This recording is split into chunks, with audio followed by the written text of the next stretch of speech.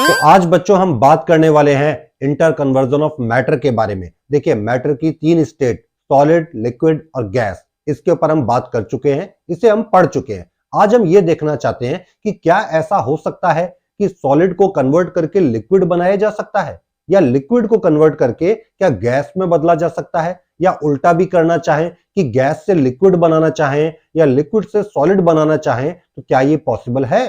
तो जवाब है बच्चों, हाँ, ये पॉसिबल है, और इसी को तो inter conversion of states of matter बुलाते हैं।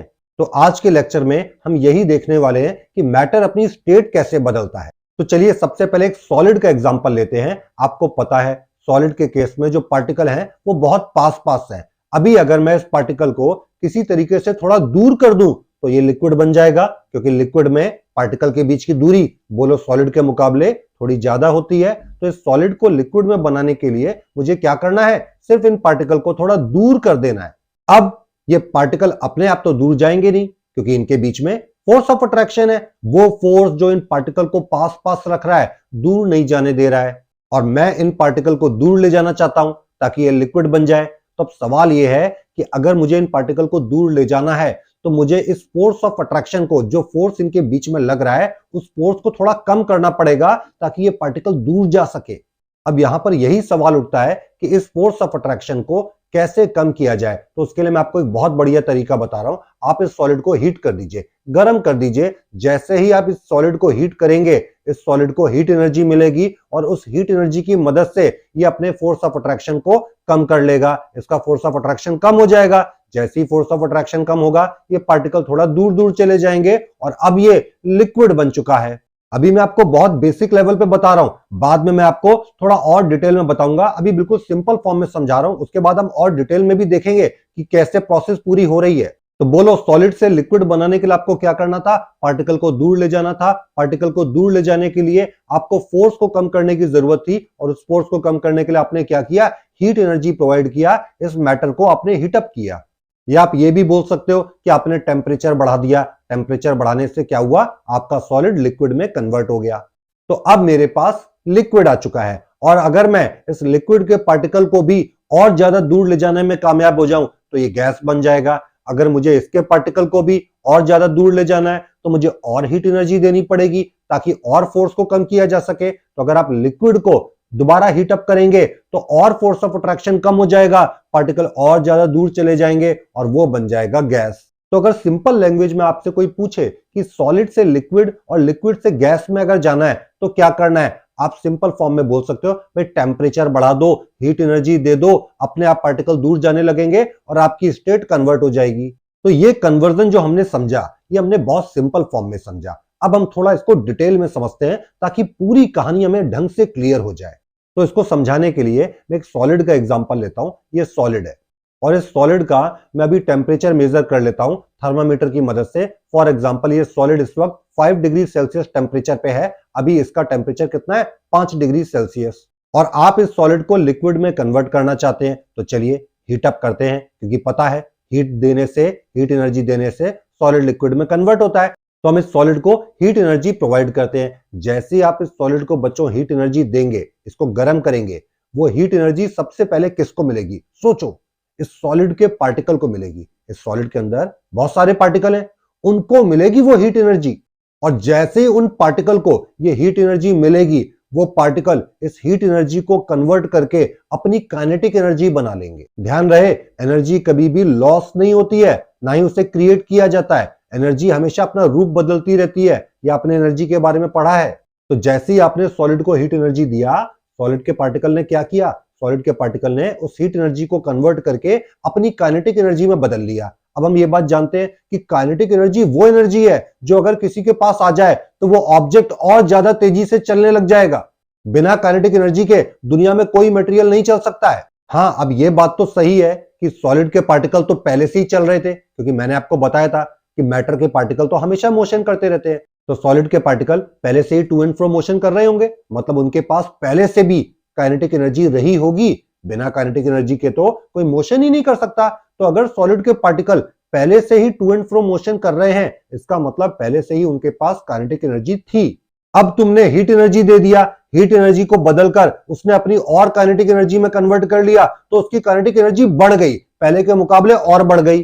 भाई सीधी बात है, कुछ काइनेटिक एनर्जी तो उसके पास पहले से ही थी और बाकी आपने हीट प्रोवाइड कर दिया तो उसने उस हीट को भी कन्वर्ट करके अपनी काइनेटिक एनर्जी में बदल लिया, तो ये और काइनेटिक एनर्जी आ गई, तो टोटल काइनेटिक एनर्जी बढ़ गई, तो इसका मोशन भी बढ़ गया। अब ये और ज्यादा तेजी से टू एंड फ्रो मोशन करने लगेगा। अच्छा, जो आप हीट एनर्जी प्रोवाइड कर रहे हो उससे इस पूरे सॉलिड का टेम्परेचर बढ़ रहा है, इसका तापमान बढ़ रहा है और वो टेम्परेचर का बढ़ना आपको थर्मामीटर पे दिखाई देगा। जैसे कि आप देख पा रहे हैं कि थर्मामीटर की रीडिंग 10 डिग्री सेल्सियस पर आ चुकी है। अभी आप और हीट दीजिए तो ये पार्टिकल और ज्यादा उस हीट एनर्जी को कन्वर्ट करके अपनी काइनेटिक एनर्जी बनाएंगे, और ज्यादा तेजी से हिलने लगेंगे, टेम्परेचर और बढ़ रहा है। और मान लेते हैं अब टेम्परेचर आ चुका है 15 डिग्री सेल्सियस। अब जब टेम्परेचर 15 डिग्री सेल्सियस पहुंच चुका है तो मैं उसके बाद दोबारा और हीट करता हूं तो मुझे एक नई चीज देखने को मिल रही है कि अब पार्टिकल का मोशन नहीं बढ़ रहा है। भाई अभी तक क्या हो रहा था, अभी तक मैं जैसे जैसे टेम्परेचर बढ़ा रहा था पार्टिकल तेजी से और ज्यादा मूवमेंट कर रहे थे क्योंकि वो उस हीट एनर्जी को अपनी काइनेटिक एनर्जी में कन्वर्ट कर रहे थे। लेकिन एक टाइम ऐसा आया, एक टेम्परेचर ऐसा आया, यहां पर मैंने एग्जांपल के तौर पे वो टेम्परेचर 15 डिग्री सेल्सियस ले लिया है, ये अलग अलग सॉलिड के केस में अलग अलग हो सकता है। तो इस 15 डिग्री सेल्सियस टेम्परेचर के बाद मुझे क्या देखने को मिल रहा है कि मैं अभी भी और हीट कर रहा हूं, लेकिन अब ये मॉलिक्यूल, अब ये पार्टिकल उस हीट एनर्जी को अपनी काइनेटिक एनर्जी में कन्वर्ट नहीं कर रहे। तो फिर ये एनर्जी कहां जा रही है? अब ये पार्टिकल इस एनर्जी का इस्तेमाल करके, इस हीट एनर्जी का इस्तेमाल करके अपने बीच की दूरी को बढ़ा रहे हैं, मतलब अपने फोर्स ऑफ अट्रैक्शन को कम कर रहे हैं। तो बिल्कुल क्लियर कट समझना है कि जब आप हीट देते हैं, हीट एनर्जी प्रोवाइड करते हैं, तो शुरू में तो पार्टिकल उस हीट एनर्जी को अपनी काइनेटिक एनर्जी में बदल लेता है और तेजी से हिलने लगता है। मगर एक टेम्परेचर ऐसा आता है, एक ऐसा लेवल आता है जब वो आपकी दी गई हीट एनर्जी से अपने मोशन को कंट्रोल नहीं करता है बल्कि अपने बीच की दूरी को बढ़ाने लगता है। और उसी समय को हम क्या बोलेंगे कि हाँ, मैटर की स्टेट बदल रही है। भाई अभी जब तक 15 डिग्री सेल्सियस टेम्परेचर से हम नीचे थे तब तक तो ये पार्टिकल सिर्फ तेजी से हिल रहा था, जितना ज्यादा हीट दे रहे थे उतना ज्यादा तेजी से हिल रहा था, लेकिन उस समय स्टेट तो नहीं बदली, तब भी सॉलिड था। लेकिन 15 डिग्री सेल्सियस के बाद क्या हो रहा है कि मैं और हीट दे रहा हूं, मगर उस हीट का इस्तेमाल करके ये पार्टिकल अपने गैप को और ज्यादा बढ़ा रहा है और सॉलिड से लिक्विड में कन्वर्ट हो रहा है। तो हीटिंग कंटिन्यूअसली चल रही है, मैं हीट करते जा रहा हूं और उस हीट एनर्जी का इस्तेमाल करके ये पार्टिकल दूर जाते जा रहे हैं, अपने बीच के गैप को बढ़ा रहे हैं और लिक्विड में कन्वर्ट हो रहे हैं। मगर यहां पर एक बड़ी इंटरेस्टिंग बात देखने को मिल रही है कि थर्मामीटर की रीडिंग 15 डिग्री सेल्सियस पे ही रुकी हुई है।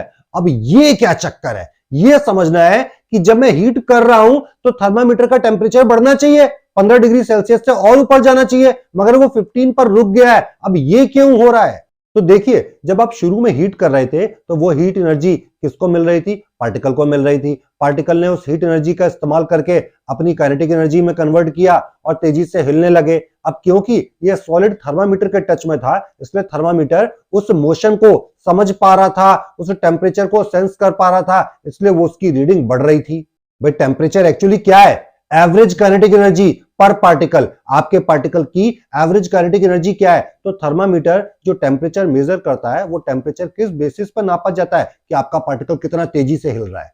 अगर पार्टिकल ज्यादा तेजी से हिल रहा है मतलब टेम्परेचर ज्यादा है, पार्टिकल धीरे धीरे हिल रहा है मतलब टेम्परेचर कम है। तो थर्मामीटर आपके इन पार्टिकल के मोशन को समझ पा रहा था, इसलिए उसकी रीडिंग बढ़ रही थी। लेकिन 15 डिग्री सेल्सियस के बाद क्या हो रहा है? 15 डिग्री सेल्सियस के बाद ये पार्टिकल उस हीट एनर्जी का इस्तेमाल अपने मोशन के लिए कर ही नहीं रहे हैं, वो तो अपने गैप को बढ़ा रहे हैं। तो थर्मामीटर को क्या लगेगा कि भाई जितना पहले हिल रहा था उतना ही अभी भी हिल रहा है, इसके मोशन में कोई बढ़ोतरी नहीं हुई है, कोई इंक्रीमेंट नहीं हुआ है। मतलब जितना पहले टू एंड फ्रो मोशन कर रहा था उतना ही अभी भी टू एंड फ्रो मोशन कर रहा है, बस गैप ही तो बढ़ रहा है। तो वो 15 डिग्री सेल्सियस पे ही रुका हुआ है।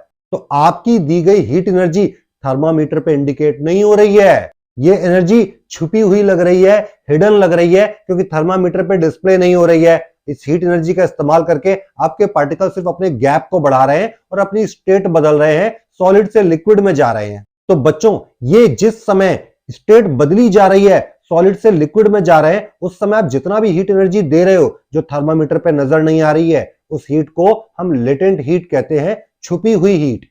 बिल्कुल ध्यान से समझ लेना, लेटेंट हीट का मतलब क्या है। लेटेंट हीट का मतलब हम पूरी हीट की बात नहीं कर रहे हैं जो आपने शुरू से देना शुरू किया, नहीं, शुरू से जब आपने हीट देना चालू किया तो वो थर्मामीटर पे टेम्परेचर के फॉर्म में दिख रही थी, थर्मामीटर की रीडिंग बढ़ रही थी, लेकिन एक समय ऐसा आया जब उस हीट एनर्जी का असर थर्मामीटर पे नहीं दिख रहा है, क्योंकि उसकी मदद से स्टेट बदल रही थी। तो सिर्फ स्टेट बदलते वक्त आपने जितनी हीट एनर्जी दिया, जिसका असर थर्मामीटर पे नजर नहीं आया, केवल उतनी हीट एनर्जी को हम क्या बुलाएंगे? Latent heat. तो बच्चों, मैं ऐसा कह सकता हूं कि जिस समय मैटर की स्टेट बदल रही होती है, उस समय टेम्परेचर कांस्टेंट हो जाता है, टेम्परेचर कांस्टेंट दिखने लगता है, क्योंकि उस समय जो भी हीट एनर्जी आप दे रहे होते हैं, उसका इस्तेमाल करके मैटर अपने स्टेट को बदल रहा होता है। तो जब सॉलिड लिक्विड में कन्वर्ट होता है, तो इस प्रोसेस को हम मेल्टिंग के नाम से बुलाते हैं, या फिर इसे फ्यूजन भी कह सकते हैं। और जिस टेम्परेचर पे ये काम होता है, जैसे एग्जांपल के तौर पे मैंने यहां पर ये वाला टेम्परेचर 15 डिग्री सेल्सियस लिया है, 15 डिग्री सेल्सियस टेम्परेचर पहुंचने के बाद ये कन्वर्जन शुरू हुआ, तो उस टेम्परेचर को आप इसका मेल्टिंग पॉइंट बुलाएंगे।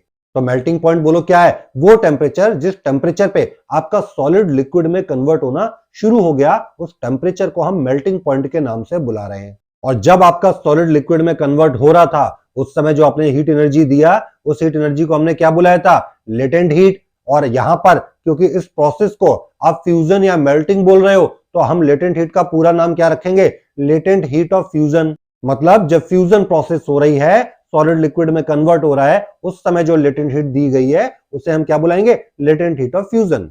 तो अगर मैं 1 kg का सॉलिड ले लूं और उसे मुझे लिक्विड में बदलना है किसी पर्टिकुलर टेम्परेचर पे, जो भी उसका मेल्टिंग पॉइंट हो, तो उस 1 kg सॉलिड को लिक्विड में बदलने के लिए मुझे जितनी हीट एनर्जी देनी पड़ेगी, वही इस सॉलिड के लिए लेटेंट हीट ऑफ फ्यूजन माना जाएगा। जैसे सिंपल एग्जांपल के तौर पे कि 1 kg के सॉलिड को लिक्विड में कन्वर्ट करने के लिए मुझे 100 किलो जूल एनर्जी देनी पड़ रही है, तो यहां पर लेटेंट हीट ऑफ फ्यूजन क्या होगा?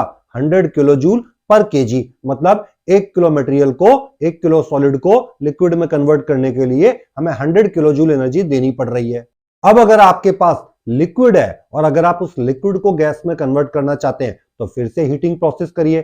थर्मामीटर अभी भी लगाकर रख लेते हैं, और अभी थर्मामीटर की रीडिंग क्या है? वही 15 डिग्री सेल्सियस, क्योंकि 15 डिग्री सेल्सियस तक तो क्या हो रहा था? कन्वर्जन हो रहा था। तो कन्वर्जन पूरा हो गया, अभी भी टेम्परेचर कितना है? 15। हमारा सॉलिड लिक्विड में कन्वर्ट हो चुका है और अभी भी टेम्परेचर 15 डिग्री सेल्सियस है, और मैं दोबारा हीट करता हूं, तो अब जो हीट मैं करूंगा उससे ये पार्टिकल फिर से अपनी काइनेटिक एनर्जी बनाएंगे और थर्मामीटर में रीडिंग बढ़ती हुई दिखेगी। तो मैं हीट करते जा रहा हूं, रीडिंग बढ़ती जा रही है, क्योंकि इन पार्टिकल का मोशन और बढ़ता जा रहा है। और मान लेते हैं टेम्परेचर आ गया 25 डिग्री सेल्सियस पर, और ये वो टेम्परेचर है, मान लेते हैं, जिस टेम्परेचर पे हमारा लिक्विड गैस में कन्वर्ट हो सकता है। तो अगर आप अब यहां पर और हीट देंगे तो क्या होगा? अब ये पार्टिकल और ज्यादा तेजी से मूव नहीं करेंगे, अब ये पार्टिकल और ज्यादा दूर जाना शुरू हो जाएंगे, तो थर्मामीटर पे उसका असर नहीं दिखेगा। थर्मामीटर फिर से 25 डिग्री सेल्सियस पर रुक जाएगा और लिक्विड आपका गैस में कन्वर्ट होने लगेगा। अच्छा, लिक्विड से गैस कन्वर्ट होने का ये जो प्रोसेस है, इस प्रोसेस को हम बॉइलिंग बुलाते हैं, बॉइलिंग। और ये बॉइलिंग जिस टेम्परेचर पे हो रही होती है, जैसे कि यहां पर 25 डिग्री सेल्सियस पे हमारा लिक्विड गैस में कन्वर्ट हो रहा है, तो उस टेम्परेचर को हम क्या बुलाएंगे? Boiling point. अच्छा, जिस समय स्टेट कन्वर्ट हो रही होगी, उस समय आप जो हीट दे रहे हो वो थर्मामीटर पे तो दिख नहीं रही, उस हीट की मदद से पार्टिकल दूर जा रहे हैं लिक्विड के और गैस में कन्वर्ट हो रहे हैं, तो वो जितनी भी हीट आप दोगे वो कौन सी हीट मानी जाएगी? Latent heat. और क्योंकि इस प्रोसेस का नाम बॉइलिंग है, या वेपोराइजेशन भी आप बोल सकते हो, बॉइलिंग बोल दो या वेपोराइजेशन बोल दो, तो आप इसे क्या बुलाएंगे? लेटेंट हीट ऑफ वेपोराइजेशन या लेटेंट हीट ऑफ बॉइलिंग। तो बच्चों ध्यान रहे, जब भी स्टेट बदल रही होती है, उस समय टेम्परेचर कांस्टेंट हो जाता है, थर्मामीटर की रीडिंग रुक जाती है, जिसका साफ मतलब है कि उस समय दी जाने वाली हीट एनर्जी का इस्तेमाल करके आपके पार्टिकल अपने गैप को बढ़ा रहे हैं और अपनी स्टेट को कन्वर्ट कर रहे हैं। तो आई होप आपको ये टेक्निकल पॉइंट अच्छे से समझ में आ रहे होंगे। तो अगर मैं सॉलिड, लिक्विड और गैस ले लूं और सॉलिड को हीट अप करके अगर हम कन्वर्ट करेंगे, तो किस में कन्वर्ट होगा? लिक्विड में। और लिक्विड को हीट करेंगे तो वो गैस में कन्वर्ट होगा। अच्छा, सॉलिड से लिक्विड में कन्वर्जन करना, ये प्रोसेस को हमने क्या नाम दिया? मेल्टिंग या फ्यूजन। लिक्विड से गैस में कन्वर्जन, इस प्रोसेस को हम क्या बुलाते हैं? बॉइलिंग बोल दो या वेपोराइजेशन कह दो, या आप एवोपरेशन भी कह सकते हो। अभी देखो यहाँ 3 नाम लिखे हैं ना, तो कई बार बच्चे कंफ्यूज हो जाते हैं, सर मैं वेपोराइजेशन बोलूं कि बॉइलिंग बोलूं कि एवोपरेशन बोलूं। तो देखिए, लिक्विड से गैस बनना, गैस मतलब वेपर्स, लिक्विड से गैस बनना वेपोराइजेशन कहलाता है। अब ये जो लिक्विड से गैस बनने की प्रोसेस है, इसमें हीट एनर्जी तो इस्तेमाल हुई होगी। ये हीट एनर्जी अगर आपने दी है, तो आप ऐसे वेपोराइजेशन को बॉइलिंग बोल दो, और अगर इस लिक्विड ने खुद ही सराउंडिंग से अपने आप हीट एनर्जी ले ली है, खींच लिया है, आपने हीट नहीं दिया, तो ऐसे वेपोराइजेशन को आप एवोपरेशन बुला सकते हैं। तो दोनों केस में हम जनरली वेपोराइजेशन वर्ड यूज करते हैं। बॉइलिंग या एवोपरेशन हम कब यूज करते हैं? उसके बेसिस पर कि हीट किसने दिया है, आपने दिया है तो बॉइलिंग बोल देना, आपने नहीं दिया है, खुद ही लिक्विड ने हीट कहीं से ले लिया है, तो इसको क्या बुलाएंगे? एवोपरेशन। तो अगर हम टेम्परेचर बढ़ाते हैं तो सॉलिड से लिक्विड और लिक्विड से गैस में कन्वर्जन हो सकता है। अच्छा, क्या टेम्परेचर के अलावा भी कोई तरीका है सॉलिड से लिक्विड बनाने का और लिक्विड से गैस बनाने का? तो जवाब है हाँ, प्रेशर की मदद से भी आप स्टेट में कन्वर्जन कर सकते हैं। जो काम टेम्परेचर बढ़ाने से होता है वो काम प्रेशर को डिक्रीज करने से भी हो सकता है। तो अगर आप सॉलिड से लिक्विड में कन्वर्जन करना चाहते हैं तो आपको वहां पर प्रेशर को कम करना होगा। अगर आप प्रेशर कम करेंगे तो सॉलिड लिक्विड में कन्वर्ट होने लगेगा। अगर आप और प्रेशर को कम करेंगे तो लिक्विड गैस में कन्वर्ट होने लगेगा। यानी कि जो काम टेम्परेचर बढ़ाकर हो सकता है वो काम प्रेशर को कम करके भी किया जा सकता है। अच्छा, अगर मुझे गैस से वापस लिक्विड बनाना है तो मुझे क्या करना होगा? भाई सीधी बात है, आपको या तो टेम्परेचर गिराना होगा, इसे ठंडा करना होगा, कूल करना होगा, और या तो आप प्रेशर बढ़ा दो। भाई देखो, टेम्परेचर बढ़ाने से सॉलिड से लिक्विड में गए, लिक्विड से गैस में गए, तो अगर वापस लौट के आना है तो टेम्परेचर बढ़ाने की जगह टेम्परेचर गिराना होगा।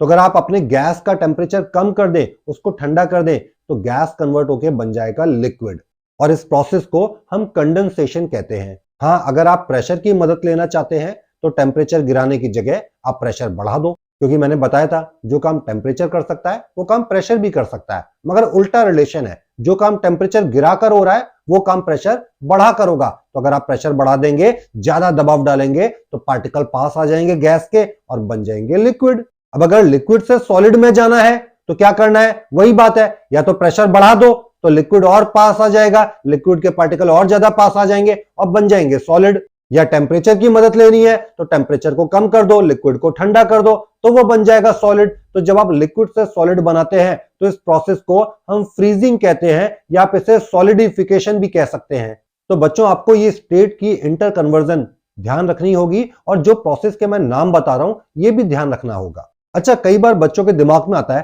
सर क्या ऐसा हो सकता है कि सॉलिड डायरेक्टली गैस में कन्वर्ट हो जाए, लिक्विड की स्टेज ही ना आए, मैं सॉलिड को हीट करूं और सीधे गैस बन जाए? तो हाँ, ऐसा पॉसिबल है। अगर आपने कैम्फर देखा होगा, कपूर, तो अगर आप उसको जलाएं, उसको हीट दें, तो वो सीधे गैस में कन्वर्ट होता है, वहां लिक्विड की स्टेज ही नहीं आती।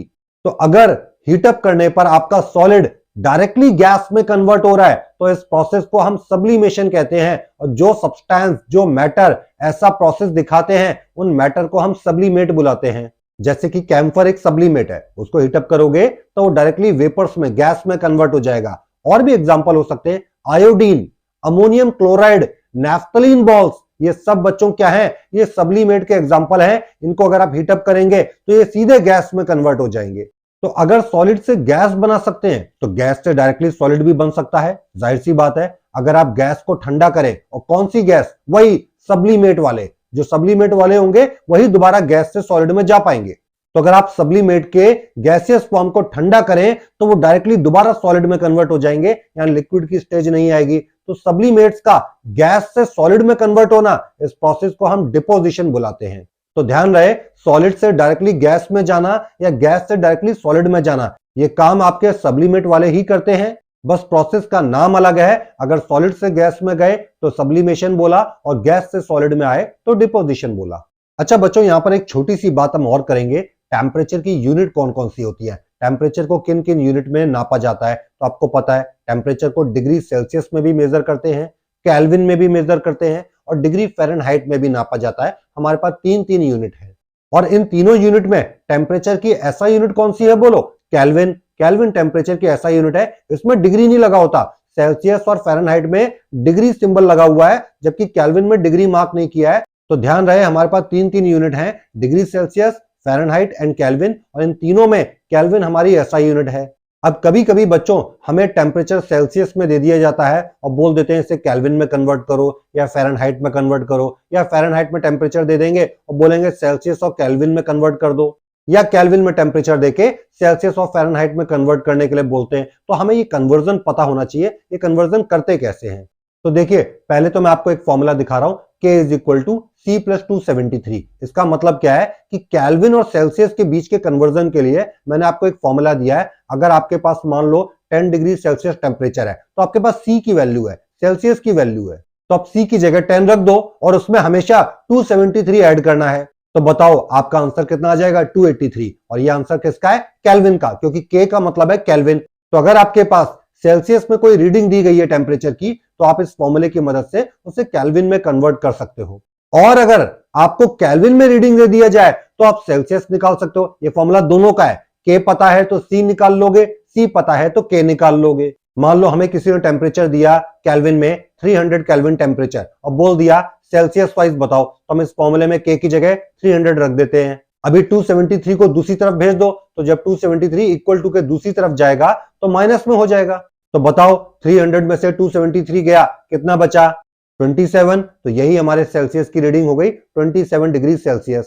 तो आसान है, सेल्सियस से केल्विन या केल्विन से सेल्सियस कन्वर्ट करना इजी है। अब देखें सेल्सियस से फ़ारेनहाइट में कैसे कन्वर्ट करते हैं, तो उसके लिए मैंने एक और फॉर्मूला लिख दिया, F is equal to 9C/5 plus 32। ये भी बिल्कुल वैसे ही काम करेगा। अगर सेल्सियस की वैल्यू रख दोगे तो फ़ारेनहाइट की वैल्यू मिल जाएगी, और अगर फ़ारेनहाइट की वैल्यू रखोगे तो सेल्सियस निकाल पाओगे। जैसे किसी ने बोल दिया भाई मेरे पास 10 डिग्री सेल्सियस टेम्परेचर है, तो ठीक है C की जगह 10 रख दो, तो 5 10 को कट कर देगा 2 टाइम्स में, और 9 इंटू 2 हो गया 18, और उसमें प्लस क्या करना है 32। तो बोलो 32 प्लस 18 कितना हो गया, 50। ये आ गया आपका फ़ारेनहाइट में रीडिंग 50 डिग्री फ़ारेनहाइट। और ऐसे ही अगर हमें फ़ारेनहाइट में कोई वैल्यू दे दी जाती तो हम फ़ारेनहाइट की जगह वैल्यू रख लेते, तो हमें C की वैल्यू मिल जाती। तो कहने का मतलब है इस फॉर्मूले की मदद से आप सेल्सियस से फ़ारेनहाइट और फ़ारेनहाइट से सेल्सियस में कन्वर्जन कर सकते हो।